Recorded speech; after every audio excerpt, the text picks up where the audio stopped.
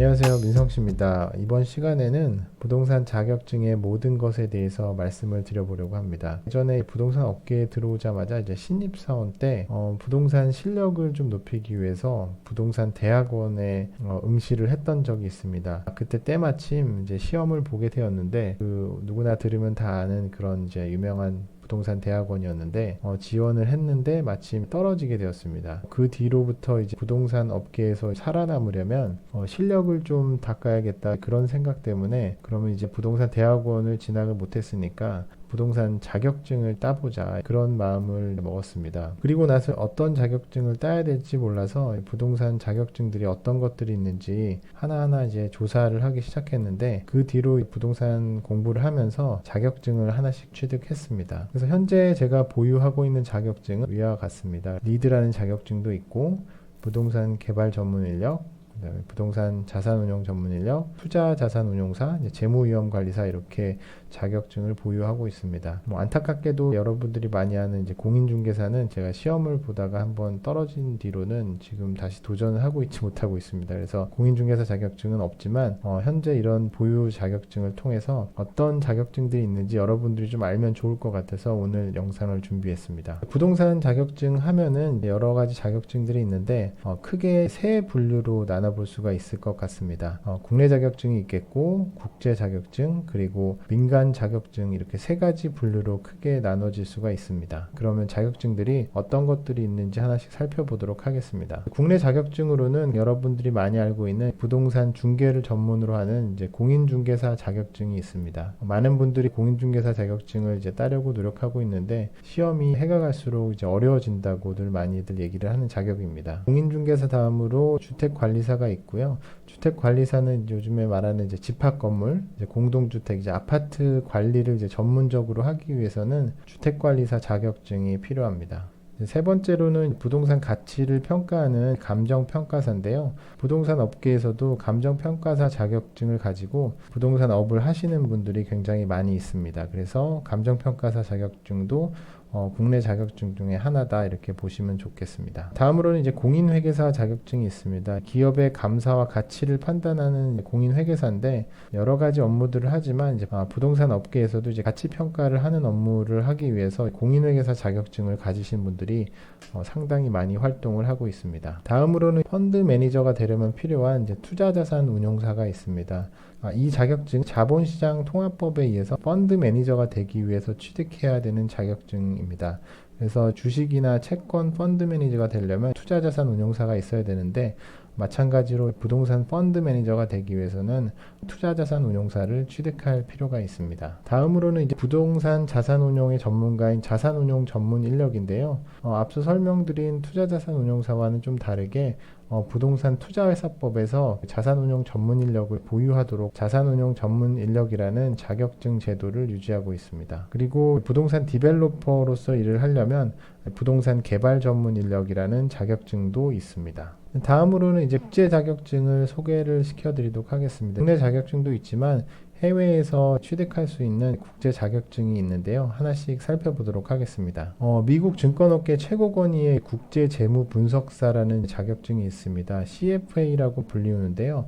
Chartered Financial Analyst라는 이름으로 보통 이제 주식 채권 업무를 하시는 분들이 많이 취득하는 자격인데 최근에는 부동산 업계에서도 CFA 자격증을 따시는 분들도 있습니다. 많이 보지는 못했지만 워낙 이제 권위가 있는 자격증이고 취득하는데 시간도 오래 걸리기 때문에 취득을 하게 되면 국제적으로 인정받는 자격증이라고 할 수가 있겠습니다. 다음 자격증은 CCIM이라고 해서 상업용 부동산 투자의 전문가가 되는 상업용 부동산 투자 분석사입니다. 그래서 영어 약자로 보면 이제 Certified Commercial Investment Member라고 해서 상업용 부동산 투자에 대한 전문가로서 자격증을 취득하면 활동할 수 있는 이제 미국 자격증이라고 설명드릴 수 있습니다. 다음 자격증으로는 이제 CPM이라고 해서 부동산 자산관리 전문가인 미국 부동산 자산관리사가 있습니다. 자격증에서도 알 수 있듯이 Property Manager 자산관리자가 되는 자격인데요. 이 자격도 미국에서 부여를 해주는 이제 국제 자격증 중에 하나입니다. 또 하나는 저도 취득한 자격증이긴 한데 친환경 건축물 전문가인 이제 미국 친환경 인증 기술사라는 자격증이 있습니다. 국내에서는 이제 리드라고 해서 이제 약자인데요. Leadership in Energy and Environmental Design이라고 해서 친환경 건축물 인증을 하는 그런 자격입니다. 얼마 전까지만 해도 건물의 친환경 인증을 받기 위해서는 이제 리드 인증을 많이 받았는데요.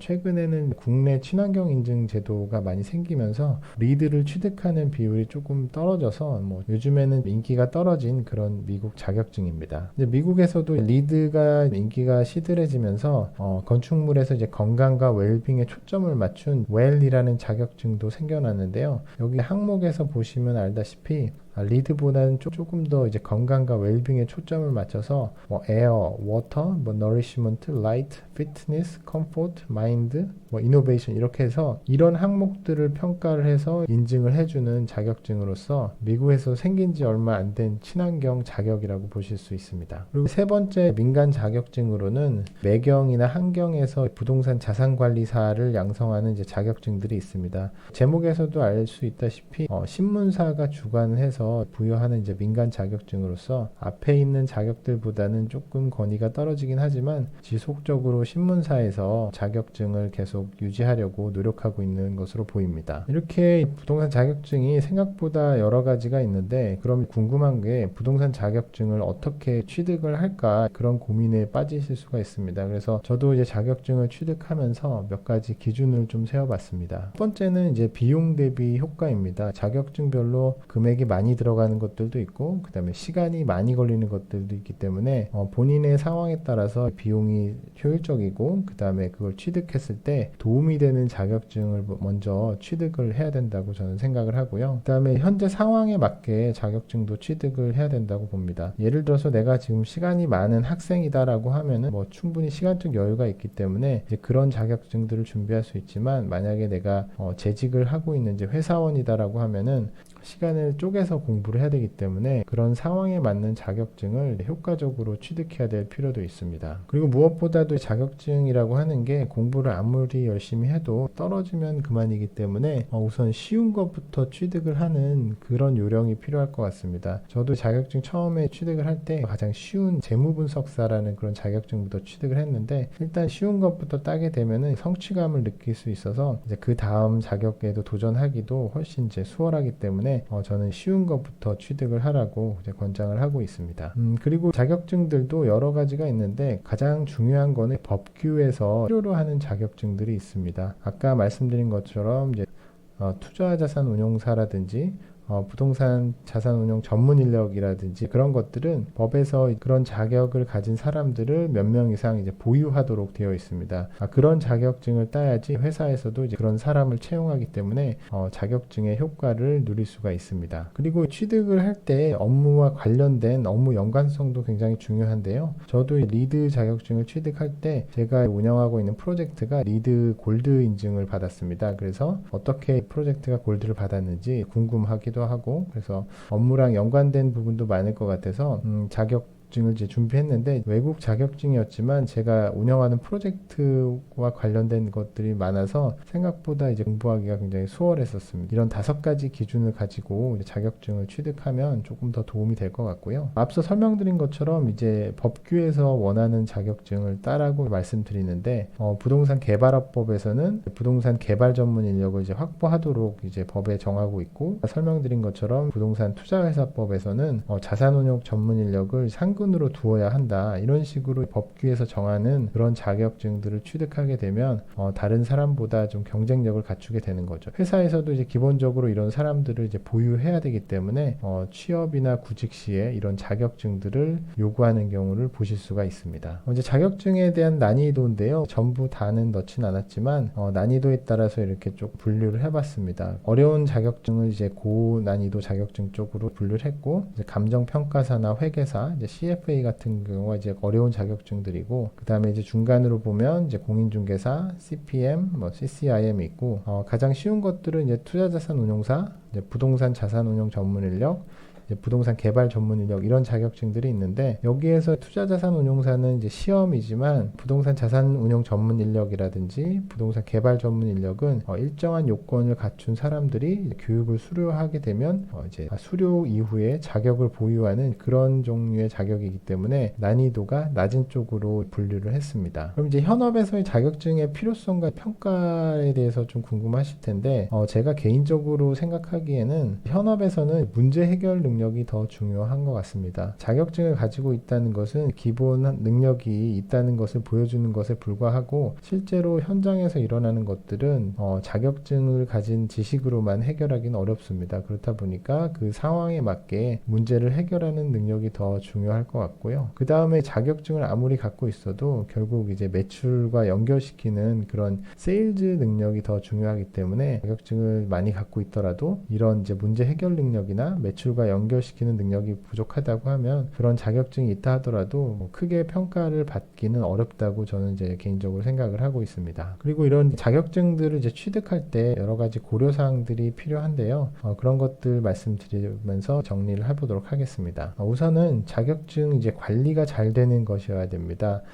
국내나 국외나 마찬가지로 그 협회나 이런 데서 자격증 관리를 하는데, 자격증을 보유한 사람들끼리 네트워크도 잘 되게끔 하고, 그 자격증들이 이제 효용 가치를 높일 수 있는 활동들을 많이 하는 곳들이 있습니다. 그래서 그런 자격증 관리가 잘 되는 것부터 우선 따시는 게 좋을 것 같고, 자격증을 땄는데 뭐 유명무실한 자격증도 사실 있습니다. 그래서 그런 것들은 검색을 해보시거나 협회에 들어가 보시면 회원사 분들끼리 활동이 어떤지 이제 살펴보시면 충분히 그 분위기를 파악하실 수가 있습니다. 다음으로는 이제 해외 자격증 같은 경우에는 취득을 하거나 그 다음에 자격증을 보유하는 비용이 많이 들게 됩니다. 그래서 일반적으로 학생들이 따기에는 굉장히 좀 경제적으로 부담이 되는 경우가 많이 있습니다. 그리고 국제 자격증이다 보니까 국내 법규와는 좀 상이한 것들이 있습니다. 예를 들어서 리드 같은 경우에는 이제 미국에서 만든 자격이다 보니까 국내 법규와는 조금 다른 현실이 반영되는 경우도 있어서, 그런 국제 자격증 같은 경우에는 국내 법규와는 조금 다른 점이 있다. 그런 것들을 고려하시면서 이제 취득을 하시는 게 좋을 것 같습니다. 이제 정리를 하면은, 자격증은 사실 보험은 아닙니다. 그 자격증을 취득한다고 해서 어떤 게 해결이 되는 건 아니고, 기본적인 소양이 있다라는 정도를 이제 표현하는 것이기 때문에 자격증을 가지고 안심을 하시면 안 되고, 자격증을 바탕으로 앞으로 내가 하고자 하는 업무를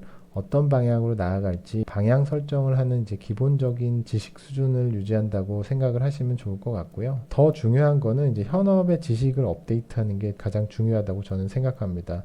부동산 업계가 생각보다 빠르게 흘러가고 있기 때문에 그런 현업의 지식들을 업데이트해서 더 새로운 지식들을 받아들이는 자세가 더 중요하다고 생각합니다. 그래서 오늘은 이렇게 부동산 자격증에 대해 알아봤는데, 여러분들도 각자 처한 상황에 맞게 필요한 자격증을 취득하셔서 원하는 직업, 원하는 일 잘 성취하시기 바랍니다. 영상이 도움이 되셨다면 구독과 좋아요 버튼 한 번씩 눌러주시면 고맙겠습니다. 감사합니다.